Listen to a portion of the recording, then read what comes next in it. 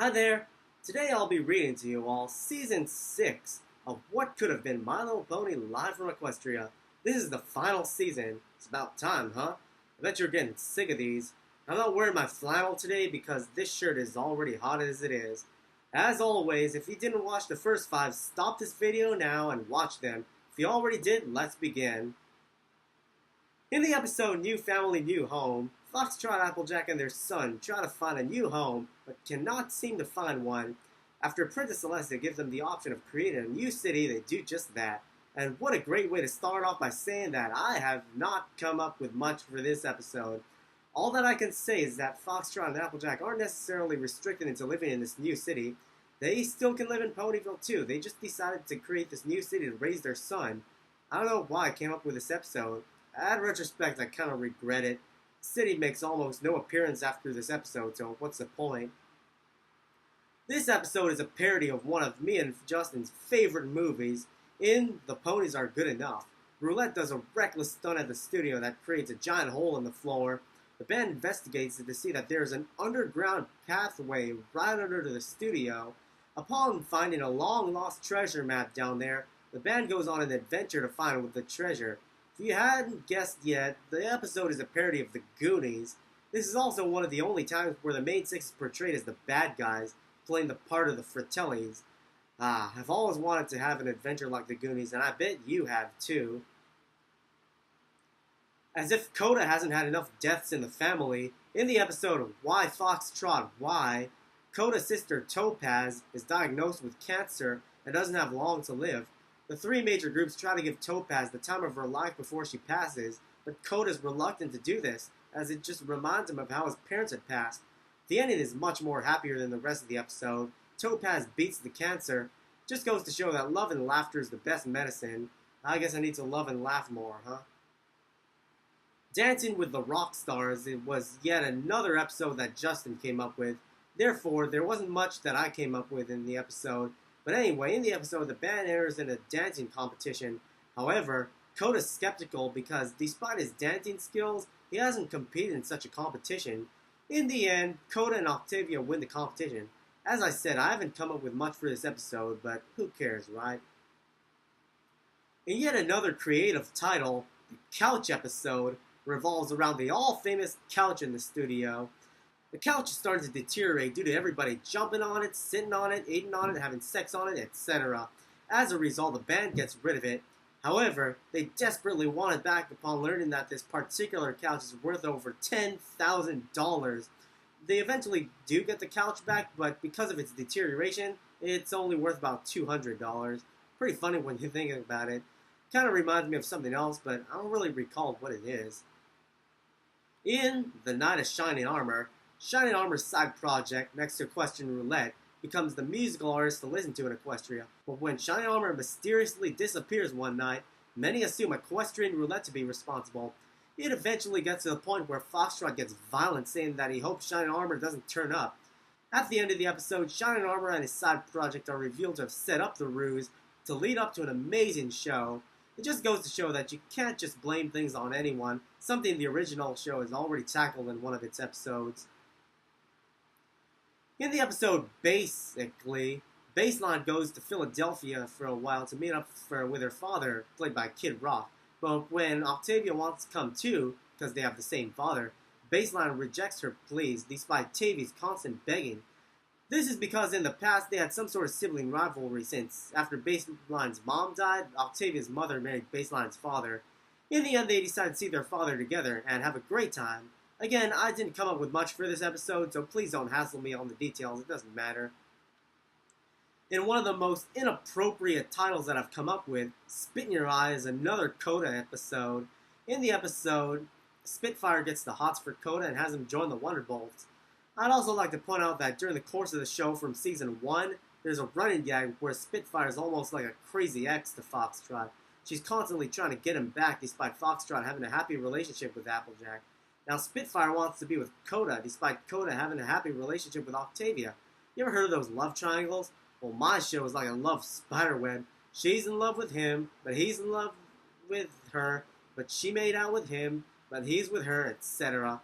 In the end, Spitfire realizes that she was just getting Dakota just to be closer to Foxtrot, since Foxtrot and Dakota are great friends, and decides to leave them alone. In the B story, Prince Blueblood needs Foxtrot's help with a rodent problem. They try as hard as they can to get rid of the rats, but with no avail. In the end, when the rats take the two hostage, Fluttershy comes into the rescue and leads the rats away. After they leave, Prince Blueblood uses his magic to untie the rope that the rats used to take the two hostage. Foxtrot asks, "Hey, why didn't you do that earlier?" Blueblood answers, "I just thought that we should spend more time together." Foxtrot looks at him contemptuously and says, "You're weird." Blueblood replies, "Oh no." Funny? Maybe not, but it's good for a few chuckles here and there. In the episode Baseline Declares War, Coda gives Baseline a gift for her birthday. She opens it, and it's a rare green Rickenbacker 4003 base, something to match her green bandana. She's practically in love with this base and doesn't let it out of her sight, often attacking anyone who tries to get near it. One day, however, the base goes missing, and Baseline puts the whole studio on lockdown, departing from her usual peaceful, laid-back attitude. One by one, each pony mysteriously goes missing until Foxtrot and Coda are left. They express their distrust of each other, as one thinks that the other is working for Baseline. Right when Baseline finds them and is about to strike them with something, Coda notices something and says, "Wait, Baseline, what's that you're about to strike us with?" Baseline looks at the object, and guess what it is? That's right, her Rickenbacker base. "Oh," she realizes, putting it down. "I did not notice that." "Where did you grab that?" asks Foxtrot. "I found it under my bed. I must have put it under there when I went to use the bathroom. Oh my god, I'm so ashamed." "Where are the others?" asks Foxtrot. "You know what?" Baseline replies. "I have no idea. I've been looking there for them for this whole time." At that point, Baseline is knocked out. As she falls forward, we see the rest of Roulette, along with Vinyl and Tavy, with Hayat carrying a frying pan. Foxtrot tells the group, "Hey, you do know that she found her base now, right?" "We heard the whole conversation," says Hayat, "but that whole experience was so traumatizing that someone had to do something about it." As they look at an unconscious Baseline, Coda asks, "You think she'll be alright?" "Yeah," says Arpeggio. "I'm sure that she'll be fine by the next episode." Also, there's a B story. In the B story, Ziggy and Pinkie Pie challenge each other to a race across Equestria. They don't finish the race in this episode, though. It's actually 2 episodes later. The B story isn't that spectacular anyway. It's about time Foxtrot gets some closure. In the episode Some Pony That I Used to Know, the episode starts off at the Ponyville Catholic Church, where Foxtrot is confessing that while he was dating Applejack, many ponies tried and succeeded at kissing him. The priest tells him that while it is socially taboo, that technically is an adultery, I think. I may be a Catholic, but I'm not 100% sure on what's considered adultery anymore. Help me out here. Anyway, after Foxtrot exits the church, he tells himself, "I just need closure with everybody that's kissed me while I was dating Applejack. Is that so much to ask for?" At that point, someone says, "I think I can help with that." Foxtrot looks up, and who is it? His own girlfriend, Applejack. As it turns out, Applejack is kind of irritated at the sight of her own boyfriend locking lips with another pony, but as long as he's sincere about making things right, she's willing to help him out. The two go to many ponies for closure, such as Rarity, Trixie, Octavia, and Brayburn, and even sit at Derpy's grave and tell her that, despite sharing a kiss or two with Derpy on the first Date with Derpy episode, he loves her as a friend, and says that everyone still misses her dearly. When they get to Last Pony, however, she won't give up the fact that Foxtrot made out with her and wants him to herself. This pony is Foxtrot's first ever girlfriend, Twilight Sparkle. One thing leads to another, and Applejack fights Twilight in the style of those giant chicken fights from Family Guy. In the end, Foxtrot breaks up the fight and tells the two to get a hold of themselves. He then tells the two that this isn't very princess-like of them to be fighting like this. Twilight apologizes to Applejack and Foxtrot for causing a scene and hopes that she can still be friends with the two. The two agree, and everything goes back to the way they were. In the episode Electric Pink, Ziggy and Pinkie Pie finish their race across Equestria. They then start hanging out more, much to Arpeggio's discontent, as he thinks that Ziggy is going to steal Pinkie Pie away from him due to the fact that the two have so much in common. In response, Arpeggio starts hanging out more with Twilight. In the end, Pinkie Pie tells Arpeggio that despite her new relationship with Ziggy, Arpeggio will always be her lover. It's also at this point where Ziggy and Twilight show signs of having a liking to each other. Again, this was thought of before Season 4. So I didn't yet know that Twilight was going to hook up with Flash Sentry, but deal with it for now. Anyway, there's also a B story based off of an episode of Family Guy. Foxtrot accidentally knocks out Coda, so he and Applejack try to hide the fact that he's unconscious so that he could still attend his brother's luncheon. Basically, Foxtrot and Applejack visit a supposedly haunted house, and Coda sneaks up on them while wearing a Jeff the Killer mask. It was a bad idea for Coda to scare Foxtrot by the staircase because after Coda scares him, Foxtrot punches Coda, causing him to fall down the stairs, knocking him out. When Foxtrot and Applejack hear that Coda's brothers are planning a luncheon with him, the two try to make Coda look unconscious. When they're at the luncheon, they appear to have them fooled, but when Coda plops down on some potato salad, one of Coda's brothers, Wesley, says, "So, let me ask you two this. How long has Coda been unconscious?" Foxtrot replies, "What? How'd you know he was unconscious?" Coda's other brother, Jack, tells him, "Oh, he does this all of the time, scaring ponies at the top of staircases and getting knocked out in the process. So how long was he knocked out?" Applejack answers, "Since yesterday." "Ah," said Wesley, "Jeff the Killer. Classic one. He almost always uses that mask on Tuesdays. Anyway, he should be awake in about an hour. 2 max." Again, this episode was mostly Justin's idea, but at least we came up with a lot for it.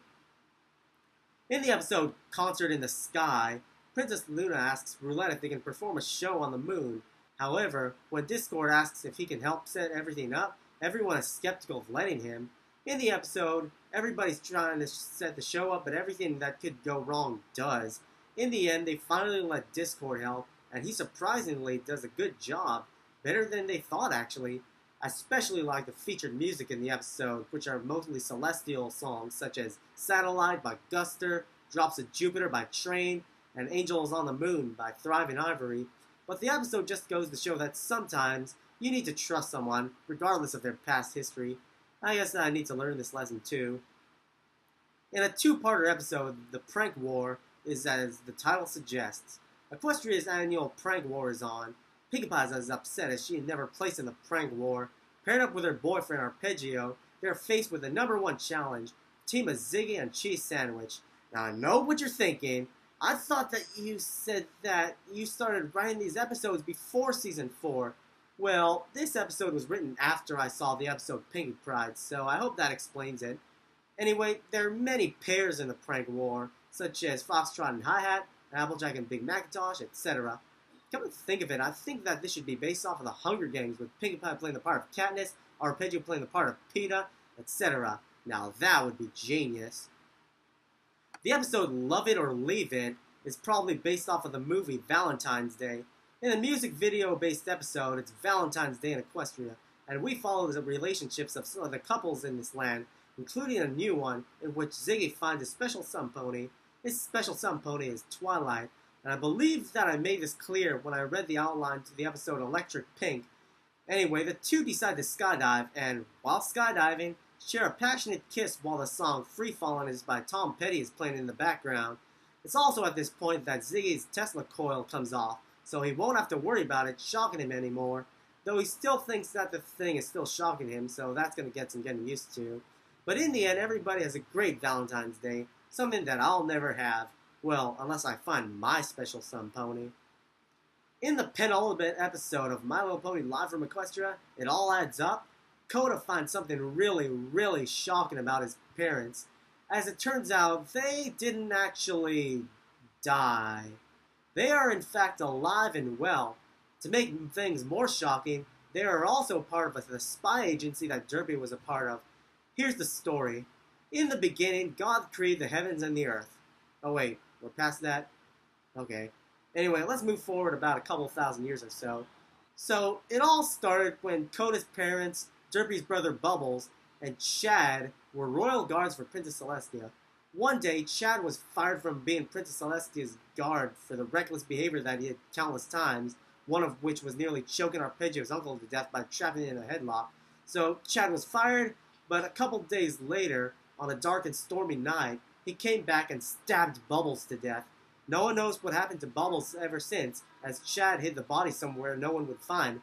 Derpy was extremely distraught over her brother's death that she decided to join the spy agency to find out what happened to her brother. Coda's mom and dad were also distraught over Bubbles' death, so they joined Derpy in the spy agency. Upon hearing that Princess Celestia was about to kill them, Koda's mom and dad hatched a plan to fake their deaths and go undercover until they find out what happened to Bumbles. Well, they finally did find Bumbles' body. As it turns out, they found his body in the one place that no one would look, in the bodily hygiene aisle of the Safeway and Kenner lot, because, hey, does anyone even buy anything in that aisle? Anyway, after some investigation, the two conclude that Chad was Bubbles' killer. As a result, Chad is turned into stone in the same way as Discord and the Saddle Crew. If there's any unanswered question, just let me know and I'll try to give an explanation. Ah, this is what you've all been waiting for, the series finale of my show, Let It Be. In the episode, Spike and Bristol become too big to live in Equestria. They have to move somewhere else, so they decide on that one place with the dragons.